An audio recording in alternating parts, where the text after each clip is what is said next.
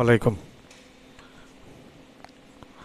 আজকে প্রফেসর ইউনূস সম্বন্ধে দুই একটি কথা বলার জন্য আমি এসেছি আপনাদের সামনে। আশা করি আপনারা মনোযোগ দিয়ে আমার কথাগুলো শুনবেন। ডক্টর মোহাম্মদ ইউনূস একজন নোবেল লরিয়েট এবং মাইক্রোফাইন্যান্সের জন্মদাতা এবং গ্রামীণ ব্যাংকের প্রতিষ্ঠাতা। দেশে বিদেশে অনেক নোবেল পুরস্কার ছাড়া অনেক পুরস্কারে ভূষিত একজন মানুষ। দুই তিনজন মানুষের মধ্যে বিশ্বের মধ্যে উনি একজন। উনি ক্ষমতায় এসেছেন শেখ হাসিনার পতনের পরে। 2024 সালের 5ই আগস্ট শেখ হাসিনার পতন হয়েছে। 2024 সালে 8ই আগস্ট ডক্টর মোহাম্মদ ইউনূস সন্ধ্যায় শপথ নিয়েছেন এবং ক্ষমতা গ্রহণ করেছেন। প্রথম দিকে মানুষ মনে করেছে একজন নোবেল লরিয়েট, একজন অর্থনীতিবিদ, উনি দেশে কি করবেন। কিন্তু যতই দিন যাচ্ছে এবং 8 মাসে মানুষ বুঝে ফেলেছে ডক্টর মোহাম্মদ ইউনূস কী জিনিস।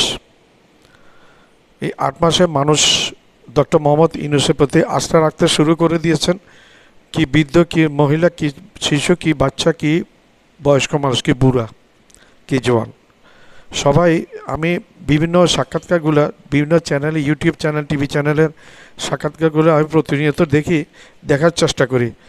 মানুষের মধ্যে 95% মানুষ ডক্টর মোহাম্মদ ইউনূস সাহেবকে আরও 5 বছর চান। ওনারা বলেন এখন ইলেকশনের দরকার নেই, ইলেকশন হলে কি হবে, সেই পুরোনো রাজনীতিবিদগুলো আবার আসবে এবং লুটতরাজ করবে। ওনারা লুটতরাজ করবে কেউ করবে না, সেই প্রসঙ্গে আমি যাচ্ছি না। যখন আসবে তখন দেখা যাবে। কিন্তু মানুষের যে একটা চাহিদা ডক্টর মোহাম্মদ ইউনূস সাহেবকে আরও 5 বছর ক্ষমতায় দেখতে চাওয়া, একজন নেতা হওয়ার জন্য দেশের পরিস্থিতি, দেশের পরিবেশ দেশেই একজন নেতা তৈরি করে দেয়। কেউ কি ভেবেছিলেন যে ডক্টর মোহাম্মদ ইউনূস সাহেব এত জনপ্রিয় হয়ে যাবেন? এখন উনি তো সব রাজনীতিবিদদের, বাংলাদেশের সব রাজনীতিবিদদেরকে হার মানিয়ে দিয়েছেন। ওয়ারেস উনি একজন রাজনৈতিক নেতা না। রাজনৈতিক নেতা হওয়ার দরকার হয় না। মানুষের মধ্যে কিছু নির্দিষ্ট কিছু গুণাবলী থাকে, এই গুণগুলো থাকলে রাজনীতি বড় নেতা, দেশের সবচেয়ে বড় নেতা হওয়া যায়। ডক্টর মোহাম্মদ ইউনূস সাহেবের মধ্যে ক্ষমতা গ্রহণ করার আগে উনি বলে দিয়েছেন, ভারত যদি বাংলাদেশকে অস্থিতিশীল করার চেষ্টা করে তাহলে ভারতের পশ্চিমবাংলা 7 সিস্টার অস্থিতিশীল হয়ে যাবে, বিহার অস্থিতিশীল হয়ে যাবে, অস্থিতিশীলতার ঢেউ গিয়ে দিল্লিতেও আসতে পড়বে। বাংলাদেশের ইতিহাসে আজ পর্যন্ত কেউ এই ধরনের ভারতের উপর মুখ তুলে এইভাবে কথা বলতে পারে না, যেটা ডক্টর মোহাম্মদ ইউনূস সাহেব করছেন হর হামেশায়। মোদিকে আজকে 8 মাস, শেখ হাসিনা তক্তাপলট পালিয়ে যাওয়ার পর থেকে আজকে 8 মাসে মোদিকে একটা রাতের জন্য ঘুমাতে দেন না ডক্টর মোহাম্মদ ইউনূস।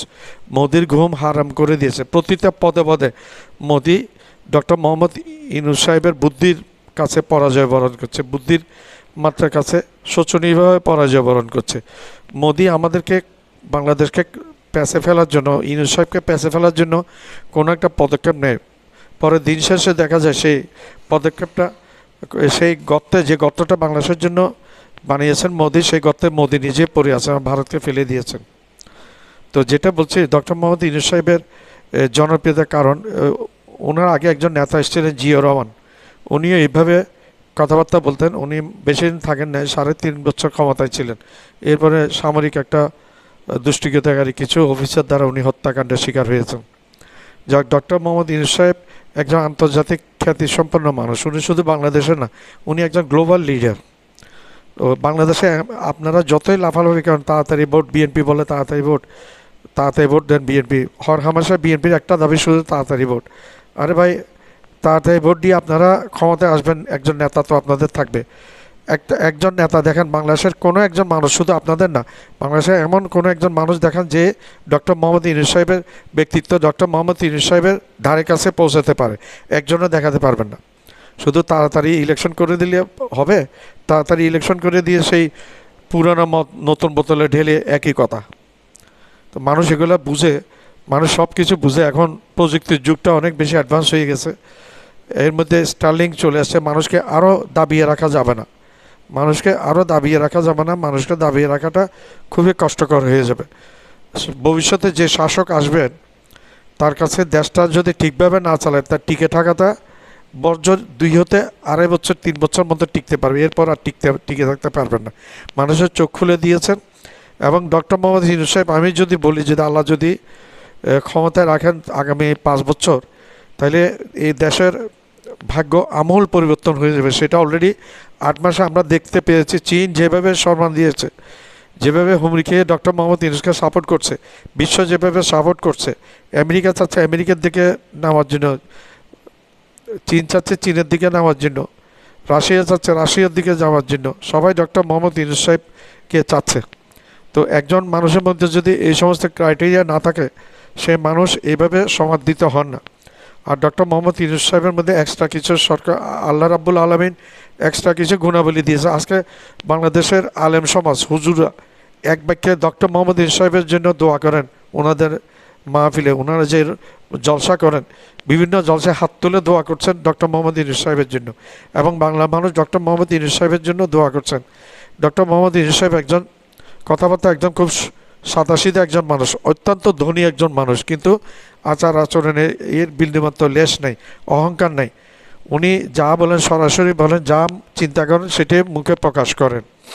আর ওনার কৌশলের কাছে নরেন্দ্র মোদী আবার জন্ম হয়ে আসতে হবে। আবার জন্ম হয়ে আসলে নরেন্দ্র মোদীর পক্ষে সম্ভব না ডক্টর মোহাম্মদ ইউনূস সাহেবের সাথে টেক্কা দেওয়া। ভারতেও একজন এরকম এই ধরনের, পাকিস্তান ভারতে এই ধরনের একজন নেতা নাই বর্তমানে।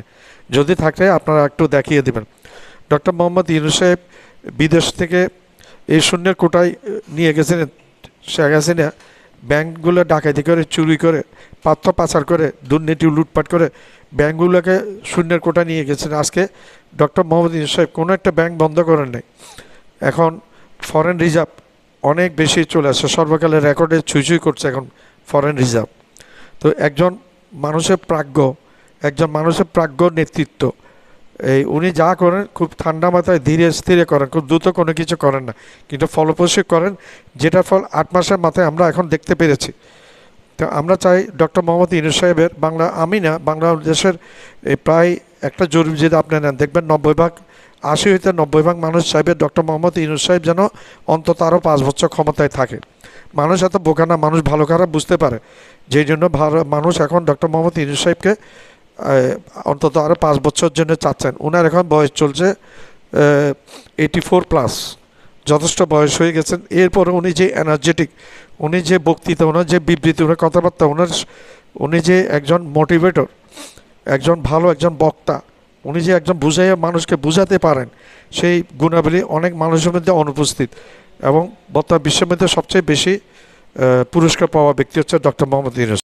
আমার চ্যানেলটা লাইক করবেন, সাবস্ক্রাইব করবেন, শেয়ার করবেন, বেল আইকনটা প্রেস করবেন। সাবস্ক্রাইব করতে ভুলবেন না।